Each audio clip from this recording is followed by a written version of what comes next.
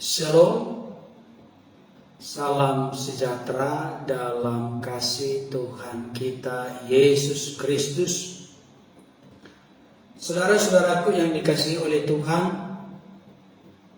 kali ini saya akan membawakan kebenaran firman Tuhan sekaligus menyampaikan informasi yang sangat-sangat penting sehingga kita boleh waspada dan terhindar dari apa yang akan saya sampaikan. Bapak Ibu Saudara, apa yang hendak saya sampaikan ini bukan dari apa kata orang, tetapi dari apa yang kami alami, baik saya maupun istri saya. Karenanya topik kita kali ini akan saya buat bersifat praktis, tetapi berkaitan langsung dengan perjalanan hidup kita, realita hidup hari lepas hari. Ulasan ini saya beri judul, hati-hati kejahatan atau penipuan makin merajalela, menghalalkan segala cara untuk mencapai tujuan. Baik Bapak Ibu Saudara, seperti saya sampaikan tadi, saya akan menyampaikan informasi yang masih sangat baru dan segar, yang mana saya alami bersama dengan istri saya. Tetapi semua ini akan saya godok, akan saya jelaskan bersumber dan bertitik tolak dari Alkitab. Seluruh sepak terjang realita, kenyataan, pengalaman kehidupan kita bisa kita tinjau dari sudut firman Tuhan, supaya kita bisa makin diteguhkan, dikokohkan dan dikuatkan, sehingga kita tidak mudah menjadi serupa dengan dunia ini. Karena Alkitab berkata, janganlah kamu menjadi serupa dengan dunia ini, tetapi berubahlah oleh pembaharuan budimu, sehingga kamu dapat mengerti manakah kehendak Allah, apa yang baik, yang berkenan kepada Allah, dan yang sempurna. Saudara-saudaraku dikasihi Tuhan, kita akan bertitik tolak dari realita dan pengalaman langsung dari Yesus. Kita buka Matius pasal 4 ayat 8 sampai 10. Demikian bunyi firman Tuhan. Dan iblis membawanya pula ke atas gunung yang sangat tinggi dan memperlihatkan kepadanya semua kerajaan dunia dengan kemegahannya, dan berkata kepadanya, semua itu akan kuberikan kepadamu jika engkau sujud menyembah aku. Maka berkatalah Yesus kepadanya, enyahlah iblis, sebab ada tertulis, engkau harus menyembah Tuhan Allahmu, dan hanya kepada Dia sajalah engkau berbakti. Saudara-saudara yang dikasihi Tuhan, ini merupakan rangkaian atau bagian dari pencobaan Yesus. Kita tahu bersama, Yesus dicobai di padang gurun, dicobai di hubungan bait Allah, dicobai di gunung yang sangat tinggi. Konteks bacaan kita ini, Yesus selalu berkemenangan. Tapi coba kita melihat bagaimana cara iblis untuk membelokkan Yesus dari kehendak Bapa, mengutusnya ke tengah-tengah dunia. Saya ulangi kembali. Coba kita lihat, mengerti dan pahami bagaimana iblis mencoba untuk membelokkan Yesus dari rencana Bapa mengutusnya ke tengah-tengah dunia.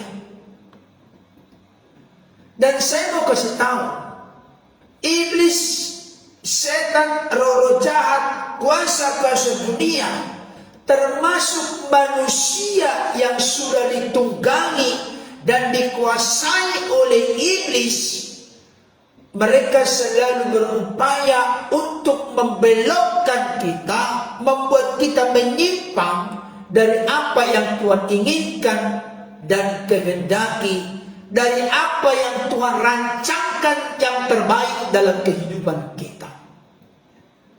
Jangan lupa Bapak Ibu Saudara, ayat yang sangat populer terkenal di kalangan kekristenan itu Yohanes pasal 10 ayat 10. Di mana di situ ada satu informasi yang sangat kontradiksi. Apa itu? Iblis datang untuk mencuri, membunuh, dan membinasakan. Tetapi Yesus datang untuk memberi mereka hidup dan memberinya dalam segala kelimpahan. Bagaimana strategi dan cara iblis membelokkan Yesus dari rencana Bapa yang sangat agung mulia? Saya mau kasih tahu, panggilan Yesus atau Yesus diutus oleh Bapa untuk mengenakan tubuh kemanusiaan. Tidak ada tujuan lain, tidak ada arah lain, tidak ada rencana lain, tidak ada maksud lain, kecuali Yesus akan menyerahkan nyawanya untuk mati di kayu salib menjadi tebusan bagi banyak orang. Kenapa bagi banyak orang? Karena ada yang terbuka percaya dan ada yang tetap mengeraskan hati untuk tidak terbuka percaya, menerima Dia sebagai Tuhan, Lord, Kurios, penguasa, junjungan, Gusti, Juru Selamat dalam hidupnya. Bagaimana cara iblis? Coba kita lihat Bapak Ibu Saudara. Dikatakan oleh iblis begini di sini. Dan iblis membawanya, maksudnya membawa Yesus pula ke atas gunung yang sangat tinggi dan memperlihatkan kepadanya semua kerajaan dunia dengan kemegahannya. Jadi yang ditawarkan oleh iblis kepada Yesus adalah semua kerajaan dunia dengan kemegahannya. Jadi apapun yang dalam dunia, iblis mengklaim, iblis menyimpulkan bahwa itu adalah miliknya, kepunyaannya. Saya kasih tahu, inilah klaim iblis.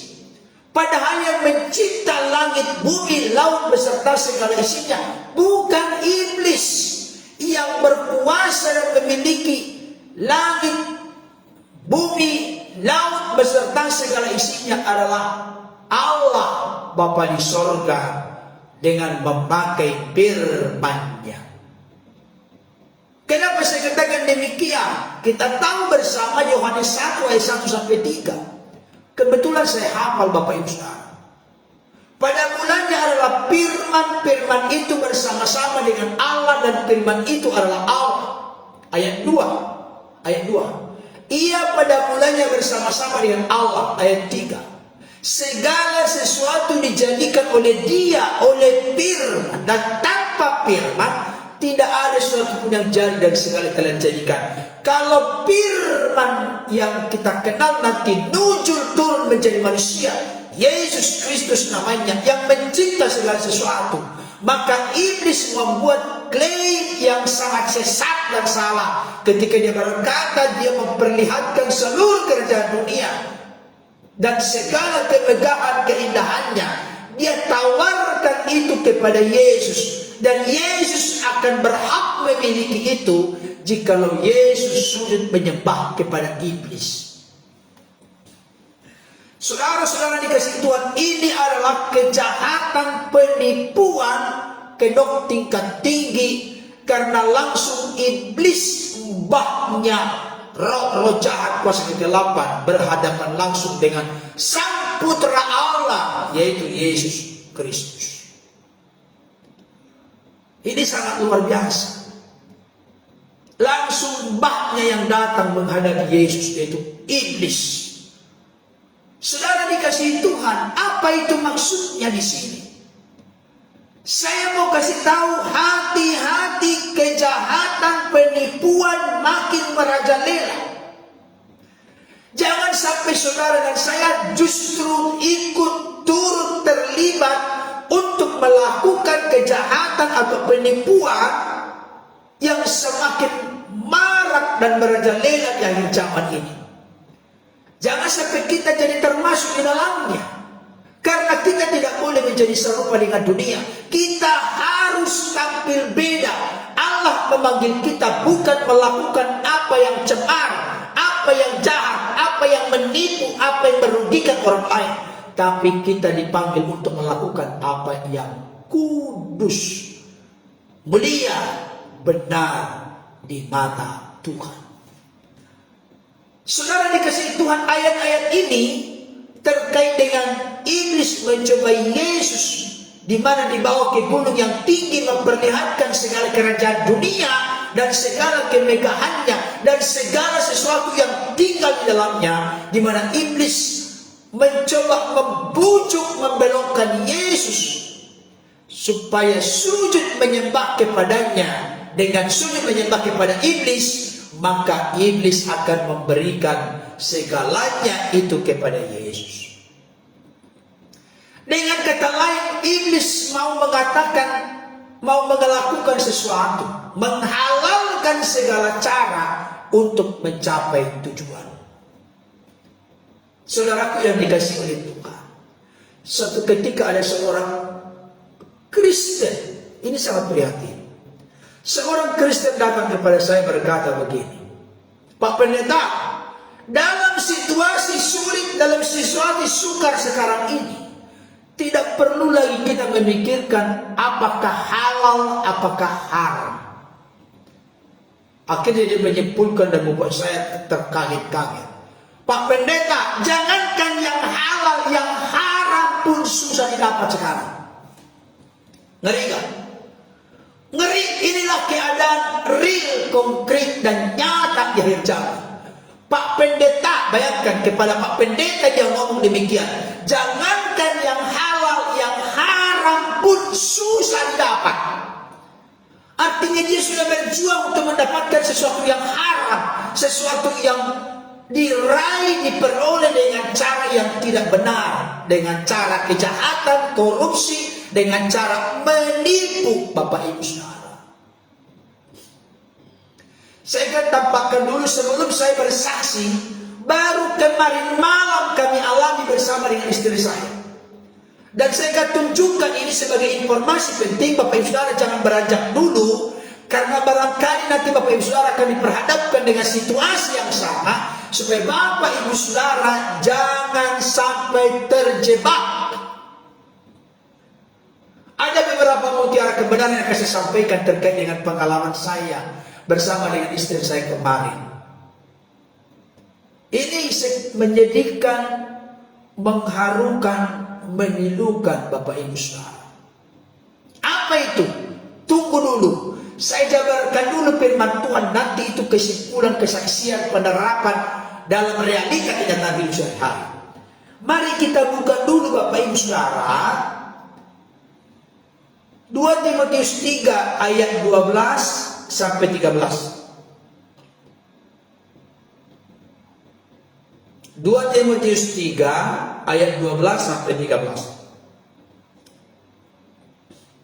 Dikatakan demikian. Memang setiap orang yang mau hidup beribadah di dalam Kristus Yesus akan menderita aniaya. Jangan lupa ya, kalau saudara dan saya mau beribadah secara benar, baik, dan bertanggung jawab di mata Tuhan, dan memiliki dampak ibadah yang berkenan di mata Tuhan, kita pasti diperhadapkan dengan tantangan, pergumulan, termasuk di dalamnya adalah penganiayaan. Tapi perhatikan perhatikan ayat yang ke-13. Sedangkan orang jahat dan penipu akan bertambah jahat. Mereka menyesatkan dan disesatkan. Inilah akhir zaman. Sedangkan orang jahat dan penipu akan bertambah jahat. Bahkan nanti kalau Bapak Saudara membaca dalam kitab Wahyu dikatakan, orang kudus akan semakin kudus, orang jahat akan semakin jahat, penipu akan semakin menjadi penipu. Karena apa? Karena sudah diperhamba dan diperbudak olehnya. Saya mau tanya Bapak Ibu Saudara, saat ini kita di posisi yang mana? Apakah kita di posisi di mana orang jahat akan semakin jahat, atau di posisi sebaliknya, orang kudus akan semakin kudus, semakin suci dan disempurnakan karena belajar menghadapi masalah dengan sikap yang benar, sekaligus karena kita belajar menaati firman Tuhan. Jangan lupa, kita disucikan, dikuduskan, disempurnakan oleh ketaatan kepada firman yang kita lakukan. Setia dalam perkara kecil, benar dalam perkara kecil, maka kita setia dan benar dalam perkara-perkara besar. Sebagai murid Kristus, apa kriteria kita Bapak Ibu Saudara? Lukas pasal 9 ayat yang ke-23 dikatakan begini. Lukas 9 ayat 23 dikatakan demikian. Katanya, maksudnya kata Yesus kepada mereka semua, setiap orang yang mau mengikut aku, ia harus menyangkal dirinya, memikul salibnya setiap hari dan mengikut aku. Di sini kriteria dari murid atau pengikut Kristus adalah pertama, menyangkal diri. Menyangkal diri ini sekarang Bapak Ibu Saudara sangat rapuh di kebanyakan realita kenyataan hidup orang-orang Kristen. KTP-nya Kristen, terdaftar di gereja, sudah dibaptis, sudah di sini, sudah terlibat pelayanan, guru sekolah minggu, pelayanan umum, dan seterusnya. Tetapi penyangkalan diri semakin lemah, semakin redup, semakin tidak jelas. Padahal salah satu ciri murid Kristus adalah menyangkal diri. Menyangkal diri itu artinya berkata tidak kepada diri sendiri.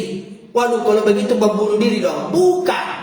Karena dalam diri kita ini ada yang namanya keinginan daging, ada yang namanya keinginan roh. Ketika dikatakan kita menyangkal diri, berarti berkata tidak kepada keinginan daging, hawa nafsu, kesukaan-kesukaan yang berseberangan, kontradiksi, bertentangan dengan Tuhan dan kebenarannya. Memikul salib artinya rela menderita. Menderita bukan karena kejahatan, menderita bukan karena korupsi, menderita bukan karena menipu, menderita bukan karena sebuah kesalahan dan keberdosaan.